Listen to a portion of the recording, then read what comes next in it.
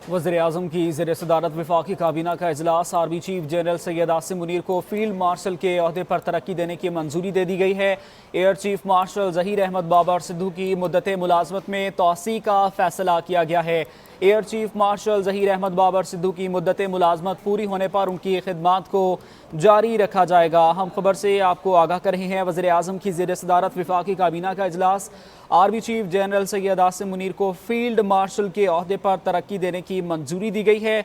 Air chief marshal Zaheer Ahmad Babar Sidhu की मुद्दत मुलाजमत में तोसी का फैसला किया गया है। Air chief marshal Zaheer Ahmad Babar Sidhu की मुद्दत मुलाजमत पूरी होने पर उनकी खिदमात को जारी रखा जाएगा।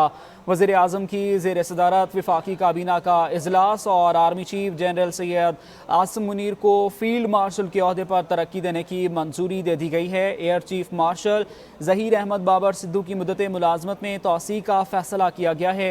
Air chief marshal Zaheer Ahmad Babar Sidhu की मुद्दत मुलाजमत पूरी होने पर इनकी खिदमात को जारी रखा जाएगा। वज़ीर-ए-आज़म की ज़ेर सदारत वफाकी काबीना का इजलास हुआ है, जिसमें ये अहम फैसले सामने आए हैं, जिसमें army chief general Syed Asim Munir को फील्ड मार्शल के अहदे पर तरक्की देने की मंजूरी दी गई है। Air chief marshal Zaheer Ahmad Babar Sidhu की मुद्दत मुलाजमत में तोसी का फैसला किया गया है। Air chief marshal Zaheer Ahmad Babar Sidhu की मुद्दत मुलाजमत पूरी होने पर इनकी खिदमात को जारी रखा जाएगा। वज़ीर-ए-आज़म की ज़ेर सदारत वफाकी काबीना का इजलास। Army chief general Syed Asim Munir को फील्ड मार्शल के अहदे पर तरक्की देने की मंजूरी। Air chief marshal Zaheer Ahmad Babar Sidhu की मुद्दत मुलाजमत में तोसी का फैसला किया गया है। Air chief marshal Zaheer Ahmad Babar Sidhu की मुद्दत मुलाजमत पूरी होने पर उनकी खिदमात को जारी रखा जाएगा। वज़ीर-ए-आज़म की ज़ेर सदारत वफाकी काबीना का इजलास हुआ है। इस वक्त में ज्वाइन किया है ब्रिगेडियर रिटायर्ड अशफाक हसन साहब ने।